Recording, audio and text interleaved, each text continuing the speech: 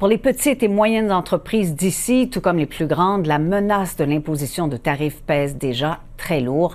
J'en discute avec Véronique Proulx, présidente directrice générale de la Fédération des chambres de commerce du Québec. Bonsoir, Madame Proulx. Bonsoir.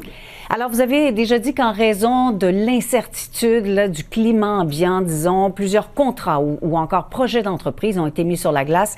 Et je ne fais pas référence à la météo, bien sûr. Alors, combien, à votre avis, et dans quel secteur? Écoutez, on vient tout juste de sonder nos membres et ce qu'on constate, c'est que 40% des entreprises ont mis des projets d'investissement sur la glace, donc compte tenu de l'incertitude actuelle, et pour 25% d'entre eux, ce sont des projets d'1 million et plus. Donc, c'est quand même des sommes considérables, des dizaines de millions de dollars qui présentement ne sont pas investis dans nos usines, dans nos infrastructures au Québec, compte tenu de l'incertitude actuelle avec la menace tarifaire. 40, c'est beaucoup, c'est presque la moitié. Est-ce que c'est un chiffre qui vous a étonné, ça? Non, parce on le sait à quel point on est dépendant du marché américain, nos grandes entreprises exportatrices, mais également nos fournisseurs qui approvisionnent ces entreprises-là, qui sont partout à travers le Québec, qui peuvent être soit impactés par les tarifs à l'exportation, mais aussi et surtout par les contre-mesures tarifaires. Alors, nos manufacturiers qui sont en région, qui s'approvisionnent de composants, des intrants, d'acier et d'aluminium des États-Unis, eux aussi seront touchés par les contre-mesures. Ça pourrait mettre à mal leur entreprise. Alors, tout le monde attend, tout le monde est dans l'incertitude. Donc, on n'investit pas dans nos usines, on n'investit pas pour développer des nouveaux marchés. On est vraiment en mode attente. Et d'ailleurs, dans le même sondage, 40% des répondants prévoient des mises à pied advenant que les tarifs américains aient de l'avant. Bon. Alors, est-ce que vous avez des discussions avec les deux paliers de gouvernement? Est-ce qu'on entend vos préoccupations? Bien sûr. Alors, on a eu plusieurs conversations, je vous dirais, depuis le mois de novembre, depuis que les tarifs, depuis que le président élu Trump à l'époque avait annoncé qu'il y aurait des tarifs. Beaucoup de conversations pour les sensibiliser à quels secteurs sont affectés, à quelles mesures peuvent être mises en place. On a dévoilé un plan d'action pour les gouvernements avec 10 actions, 10 recommandations phares pour aider les entreprises dans le contexte actuel, que ce soit de revoir la fiscalité, aplanir les barrières au commerce interprovincial, les contrats publics. Donc, je pourrais en reparler, mais beaucoup de choses ont été mises de l'avant. Et je vous dirais qu'il y a vraiment beaucoup d'ouverture, tant au provincial qu'au fédéral, pour voir qu'est-ce qu'on peut faire de différent dans le contexte actuel, comment on peut accompagner, aider les entreprises. Mais j'ai envie de vous dire, s'il y a une mise en garde que l'on a fait, que je réitère aujourd'hui au gouvernement fédéral surtout, c'est que les contre-mesures tarifaires qui pourraient être dévoilées, advenant les tarifs américains, donc le gouvernement canadien qui impose, qui taxe les importations américaines, c'est ça qui peut vraiment faire mal à notre économie, à nos PME, à nos grandes entreprises partout à travers le Québec. Donc, vous demandez au gouvernement fédéral de ne pas se lancer dans ces contre-mesures. Alors, les contre-mesures, c'est vraiment un défi qui est particulier. Il faut répondre, il faut être en mesure de répondre, mais dans les contre-mesures qui seront mises en place, on veut s'assurer de faire le moins mal possible à nos manufacturiers dans un premier temps. Pourquoi? Parce qu'ils importent des composantes, ils les transforment, ils les réexportent et souvent, ils n'ont pas d'autres alternatives.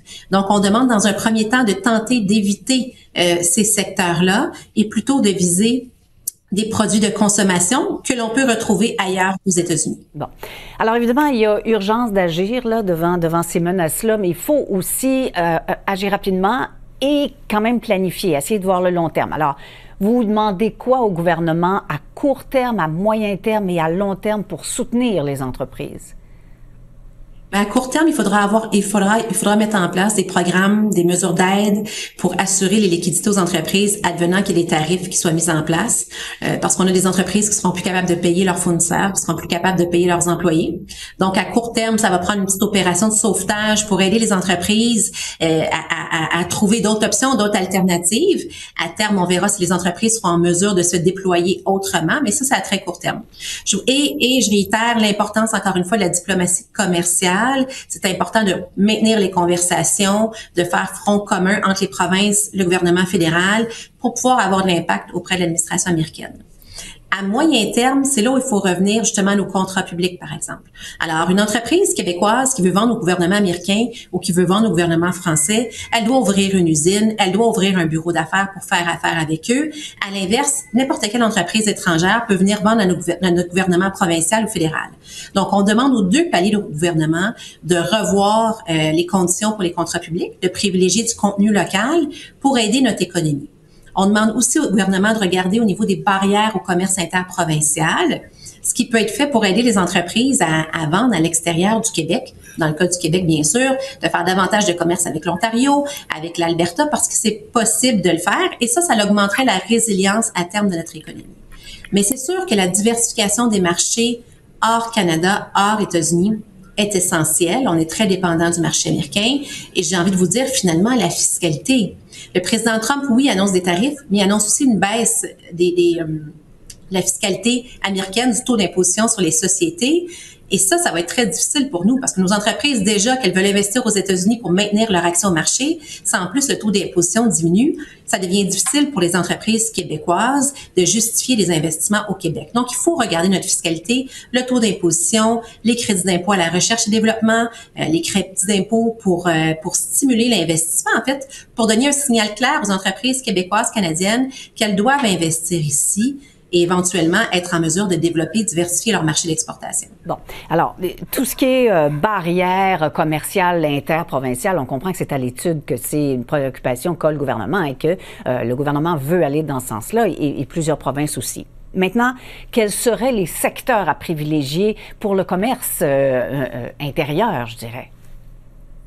Ben, je vous dirais que dans un premier temps, vous avez raison que les gouvernements ont démontré l'ouverture, mais on en a souvent parlé dans le passé. Mm-hmm. Et là, ça va être important de passer des paroles à l'acte, parce qu'on a un accord de libre-échange, l'ALEC, l'accord de libre-échange canadien, qui a donné peu de résultats, ou pourrait donner davantage de résultats, je vais le positionner comme ça.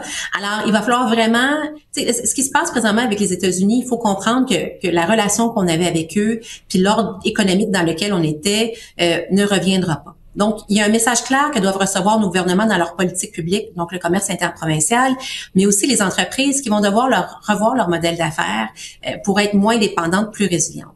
Maintenant, pour répondre à votre question sur les barrières au commerce interprovincial, on peut commencer par le secteur du transport. Alors, la réglementation pour des camions lourds qui font de la livraison n'est pas la même au Québec que dans d'autres provinces. On peut regarder le secteur de la construction. Un exemple aussi simple que les casques protecteurs, l'équipement de protection dans le secteur de la construction, la réglementation est différente d'une province à l'autre. Alors, certainement qu'il y a lieu d'identifier ces éléments qui sont quand même relativement simples à harmoniser pour faciliter le commerce entre les différentes provinces. Et quel commerce? En fait, qu'est-ce qui pourrait être échangé entre Québec et l'Ontario, par exemple, les provinces voisines? Il y aura pas ce serait pas très difficile d'acheminer certains produits. Est-ce qu'il y a des barrières dans certains secteurs? On peut penser aux matériaux de construction, c'est un premier exemple. Alors, beaucoup de nos fabricants de meubles, de matériaux de construction qui vont dans la construction résidentielle, commerciale, se dirigent vers les États-Unis. Alors, il faut voir qu'est-ce qu'on est capable de mettre en place pour faciliter les échanges au niveau du Québec, de l'Ontario. Je peux vous parler ce midi, j'étais avec l'Association des industriels en éclairage du Québec. Beaucoup d'entreprises m'ont parlé du fait que c'est plus facile de vendre au gouvernement, de vendre aux États-Unis si on a un pied à terre que de vendre au gouvernement de l'Ontario, par exemple. Ouais. Alors, au niveau des contrats publics, est-ce qu'on peut favoriser les entreprises canadiennes, pas seulement de notre province, au détriment des entreprises américaines qui n'ont pas de fabrication locale, par exemple? Merci beaucoup, Mme Proulx, d'avoir répondu à nos questions aujourd'hui. Merci à vous, au plaisir.